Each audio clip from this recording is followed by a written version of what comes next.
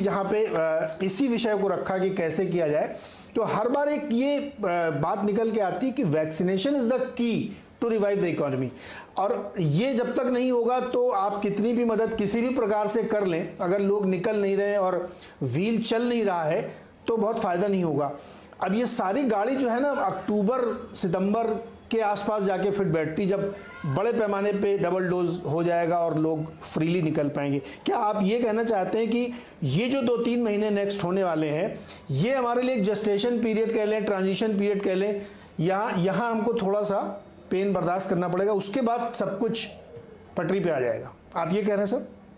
आप देख रहे होंगे कि इस बार आरबीआई का जो क्वार्टरली जीडीपी का जो प्रोजेक्शंस है, उस प्रोजेक्शन में फर्स्ट क्वार्टर 5.2, सेकंड क्वार्टर 5.4 और थर्ड क्वार्टर 4.7, मतलब ये यानी कि जो आरबीआई ने जो करेक्शन किया है वो थर्ड क्वार्टर में जाके किया है। तो आपके बात इसी पे आरबीआई के डेटा से भी उसी का पुष्टि होता है कि आरबीआई का कहना है कि अभी जब तक ये वैक्सीनेशन अगले इस क्वार्टर और अगले सेकंड क्वार्टर में जब तक जाके क्रिटिकल मास नहीं पहुंचता है, तब तक इकोनॉमी में बहुत ज्यादा रिवाइवल का संभावनाएं नहीं लगता है। इसमें थर्ड वेव से जुड़ा हुआ कोई चीज नहीं है, मैं उसको अलग कर रहा हूँ। सिर्फ इसी वेव के वजह से लोगों में जो डर आया है, शहरों में, छोटे शहरों में, रूरल इलाकों में, उस चीज को काटने के लिए ये वैक्सीनेशन का जो प्रोसेस है, इस प्रोसेस को आगे बढ़ाना जरूरी है। ये प्रोसेस एक और क्वार्टर तक चलेगा और इसीलिए जीडीपी का पहले 2 क्वार्टर में आरबीआई का भी बहुत उत्साहजनक नंबर्स नहीं है। उसके बाद ही आप देखेंगे कि एक उछाल आएगा, और उछाल जरूर आएगा, लेकिन वो उछाल थर्ड क्वार्टर में जाके आता है, उसके पहले नहीं आता है। जी राइट। ये बात कई सारी ब्रोकरेज रिपोर्ट्स में भी आई है कि शायद ये वाली दिक्कत जो है फर्स्ट क्वार्टर में ज़्यादा इम्पैक्ट करेगी, सेकंड थर्ड से सही होगी, क्योंकि वैक्सीनेशन जैसे जैसे तेज़ी पकड़ेगा तो ओपन अप होगा। अग्रवाल साहब, आपके पास आ रहा हूँ दोबारा से। जो इतनी चर्चा अभी हमने करी, जफर ने बहुत सारी बातें बताई कि सही वक्त पे अगर मदद की जाए तभी बहुत बड़ा फ़ायदा होता है, क्योंकि टाइमिंग का सारा खेल है। और इस वक्त हम कई चीज़ों में फंसे हुए हैं, किसी को नहीं पता कि थर्ड वेव आएगी नहीं आएगी, ये वैक्सीनेशन हम कब तक कंफर्ट जोन में आ जाएंगे और बिजनेस कब तक अप एंड रनिंग हो जाएंगे। तो आप इस पूरी चर्चा में इस पहलू से सहमत हैं क्या कि थोड़ा पेशेंस रख के 1-2 महीने सिचुएशन को और देखना चाहिए, उसके बाद किसी बहुत बड़े स्टिमुलस की या जल्दबाजी की मांग करनी चाहिए? देखिए, जल्दबाजी अपने आप में एक गलत टर्म होगी। हम लोगों का पीएचडी चैम्बर का मानना है कि ऐसे समय में जब इतना बड़ा एक प्रॉब्लम हम लोग सब फेस कर रहे हैं, इस टाइम में सारी स्टिमुलस, सारी राहत, सब कुछ जितनी जल्द से जल्द हो सके आनी चाहिए। ये बाद में देने का जो सोच है, ये हमारी तो कम से कम समझ में नहीं आती है बिल्कुल भी। आज जब सबसे ज्यादा तकलीफ है इंडस्ट्री, ट्रेड, हर तरफ, हर सेक्टर को, तब आप कहते हैं कि अभी हम रुक के बाद में देंगे, तो जब उसकी और तकलीफें बढ़ जाएंगी तब आप देंगे तो उसका फायदा क्या है? आज नेशनल इंफ्रास्ट्रक्चर पाइपलाइन हम लोगों ने अनाउंस कर रखी है इतनी बड़ी, उसमें 100 लाख करोड़ का खर्चा हम लोगों ने करना था। क्या खर्च किया, कितना किया? आज अगर उस खर्चे को अगर हम नेशनल इंफ्रास्ट्रक्चर पाइपलाइन पर पूरा काम करें और सरकारी सब डिपार्टमेंट्स को बोलें कि आप इसको खर्च करिए, तो उससे डिमांड बढ़ेगी, उससे इंडस्ट्री ठीक है। आज सेकेंड वेव में जितनी भी माइनस पॉइंट है, प्लस पॉइंट ये था कि पूरा देश बंद नहीं हुआ था एक साथ, अलग अलग जगह कुछ ना कुछ काम चलते रहे, कुछ जगह डिस्टर्बेंस हुई, कुछ जगह काम चलते रहे, लेकिन डिमांड की कितनी बड़ी कमी। आप अगर इतना बड़ा आपने पैसा खर्च करना है तो उसे कब खर्चेंगे? अगर उसके लिए आप वेट करेंगे, आज आपके पास $600 बिलियन के फॉरेन एक्सचेंज रिजर्व्स हैं। आज आप अगर डेट इक्विटी, जो हमारा डेट रेशो है, डेट टू जीडीपी रेशो, उसमें हम लोग बहुत स्ट्रॉन्ग कंट्रीज में आते हैं। रेजिलियंस इंडेक्स में हम लोग सिर्फ जर्मनी के बाद सेकंड नेशन माने जाते हैं जो टॉप 10 कंट्रीज है। इन सब के बावजूद अगर हम झिझकते रहेंगे और वेट करते रहेंगे, कब तक? अगर आप किसी को राहत तब देंगे जब वो मरने के कगार पर होगा, उसका फायदा नहीं है। आज आपको खर्च करना है। और दूसरी बात, कमोडिटीज का इतना ज्यादा भाव बढ़ा है, इतने रेट बढ़े हैं कि एमएसएमई सेक्टर बहुत जबरदस्त तकलीफ में है।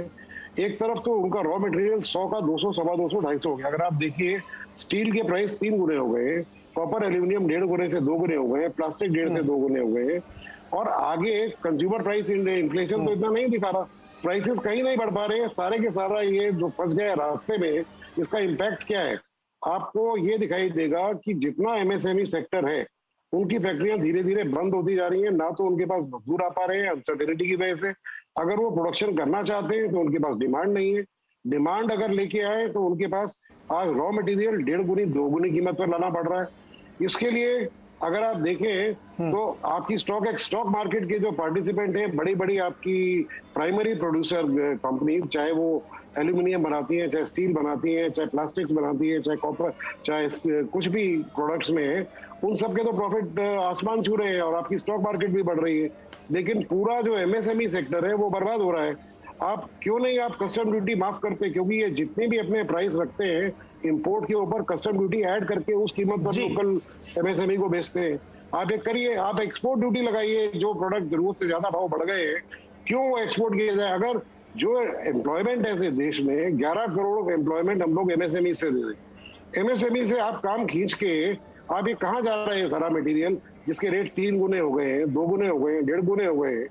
इन सब चीजों पर एक्शन लेना ये बड़ा इंपॉर्टेंट सवाल है। अग्रवाल साहब एक मिनट रुकिए, इस पे मैं थोड़ा बातचीत करना चाहता हूँ जफर के पास। जफर भाई, ये बहुत महत्वपूर्ण सवाल इन्होंने उठा दिया है कि कमोडिटी प्राइसेस आप देखिए क्या जबरदस्त बढ़े। स्टील कीमतें 3-4 गुना हो गई, सीमेंट की कीमतें बढ़ गई, एल्युमिनियम की कीमतें बढ़ गई, लुम्बर प्राइसेस देखिए आप क्या जबरदस्त बढ़े। तो अब ये सब इतनी कीमतें बढ़ी हैं और हम ये एक्सपेक्ट कर रहे हैं कि बहुत तेजी से बाकी चीज़ें ग्रो करेंगी, तो इनको अगर आप सम्मिलित करें तो रियल एस्टेट कंस्ट्रक्शन की कॉस्ट अपने आप बढ़ रही है। तो जो सवाल अग्रवाल साहब उठा रहे हैं कि मदद की जरूरत तो अभी, और आप कह रहे हैं कि हम बाद में करेंगे, जवाब दीजिए उनको आप। मैं जवाब देता हूँ। देखिए, कोई हम ये नहीं कह रहे हैं कि आपको एंडलेसली रुकना है और उसके बारे में कोई आपको विजिबिलिटी नहीं है। विजिबिलिटी है। विजिबिलिटी ये है कि जब बिजनेस का जब ही लॉकडाउन है, बिजनेस में लॉकडाउन हो रहा है अलग अलग जगह पर, जब लॉकडाउन है तो जाहिर है वो लॉकडाउन में बिजनेस कोई नहीं कर पाता है। तो जब लॉकडाउन जो है लिफ्ट कर दिया जाएगा, पूरा लॉक हो जाएगा, उसके बाद आप जब बिजनेस करेंगे तब आपको सहायता, आपको जरूरत पड़ेगी किसी न किसी चीज की, और उस वक्त अगर आपको राहत के पैकेज, आज आप क्या करेंगे? अगर बंद है बिजनेस तो आप कैसे करेंगे?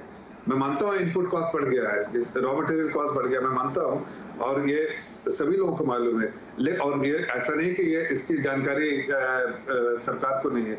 मैं खुद बिजनेस और इंडस्ट्री रिप्रेजेंटेटिव से रेगुलर मिलता हूँ और उनसे समझता हूँ कि उनकी क्या मजबूरियां, क्या तकलीफें फेस कर रहे हैं, और उसको पहचानने का भी काम करता हूँ डिसीजन मेकर्स के पास। लेकिन मैं इतना जरूर कहना चाहता हूँ कि देखिए, आज के दिन जो पहले बहुत सारी बातें थी रिफंड के बाद वो सरकार ने शुरू कर दी, वो बाकी जो और चीजें मैंने कही वो सब सारी चीजें आउटस्टैंडिंग इश्यूज को सरकार ने रिजॉल्व किया। लिक्विडिटी की पोजीशन जो थी, लिक्विडिटी अवेलेबिलिटी होनी चाहिए उसके लिए। और अब जब आप कह रहे हैं कि कुछ हमें मिलना चाहिए, तो मैं यही कह रहा हूँ कि आप बिजनेस एक बार शुरू हो जाए, जब जैसे बिजनेस शुरू होगा तब आपको आज अगर कुछ अनाउंसमेंट कर दे लेकिन आपको लॉकडाउन में, तो क्या करेंगे उसको? जाहिर आप बैठे रहेंगे, वेट करेंगे। लेकिन जब आप लॉकडाउन के बाद जब आपको जब सारी फ्लेक्सिबिलिटी होगी बिजनेस को रन करने के लिए, तो अगर राहत के पैकेज या कोई ऐसा पैकेज स्टिमुलस जो सरकार सोच समझ के अनाउंस करती है, तो आप उसका आप इस्तेमाल कर पाएंगे। लॉकडाउन के समय या जब आप बिजनेस नहीं कर रहे हैं, आपको कॉन्टैक्ट हो ही नहीं रहा, सारे दुकानें बंद है, सारी चीजें बंद है, तो जाहिर है उसका आप जितना इस्तेमाल होना चाहिए वो इस्तेमाल नहीं हो पाएगा और उसकी प्रोडक्टिविटी जो होनी चाहिए वो नहीं होगा। तो सरकार के पास लिमिटेड रिसोर्सेज, ऐसा तो नहीं कि सरकार के पास अनलिमिटेड रिसोर्सेज। आप देखिए फिस्कल डेफिसिट इस बार का कितना बड़ा फिस्कल डेफिसिट रहा। भाई सरकार के पास रेवेन्यू स्ट्रीम भी लिमिटेड है, लेकिन और एक्सपेंडिचर जो है वो अनलिमिटेड है, ऐसा नहीं कर सकते। उसी के रक्स रखना है जितने रेवेन्यू स्ट्रीम्स को देखते हुए कितना फिस्कल डेफिसिट जो है सरकार ले सकती है, और उसके बाद जो है सरकार इस बात को भी ध्यान देती है कि सरकार को क्या क्या सपोर्ट करना चाहिए, किनको राहत का पैकेज देना चाहिए। और मुझे पूरा विश्वास है कि आत्मनिर्भर 1, 2, 3, 4, 5 जो भी आए, उसमें अभी तक कोई इस सेक्टर के लिए ऐसे कोई राहत के पैकेज नहीं आए हैं। लिक्विडिटी क्रिएट की गई उनके लिए, लेकिन राहत के पैकेज जरूर आएंगे, ये मेरा विश्वास है, और टाइमली आएंगे। ओके, राहत के वैसे जरूर आए। देखिए, दोनों लोगों को आपस में समझने की बात है। मैं एक छोटा सा यहाँ पे ब्रेक ले रहा हूँ। ब्रेक से लौट के आके एक और महत्वपूर्ण अहम विषय जो इन्फ्लेशन से जुड़ा हुआ है, क्योंकि ये चैलेंज बहुत ज़्यादा बढ़ता जा रहा है, चाहे वो एनर्जी प्राइसेस हों, चाहे वो मेटल प्राइसेस हों, चाहे वो सॉफ्ट कमोडिटी के प्राइसेस हों, बेइंतहाशा बढ़ रहे हैं। और अब आरबीआई भी अपना गाइडेंस बढ़ाता जा रहा है इस साल के लिए। इसको कैसे टैकल करें, क्योंकि ये सारा खेल बिगाड़ सकता है, तो इस पर क्या उपाय होने चाहिए और इसको बिजनेस कैसे देख रहे हैं, इस पर बातचीत करेंगे छोटे से ब्रेक के बाद।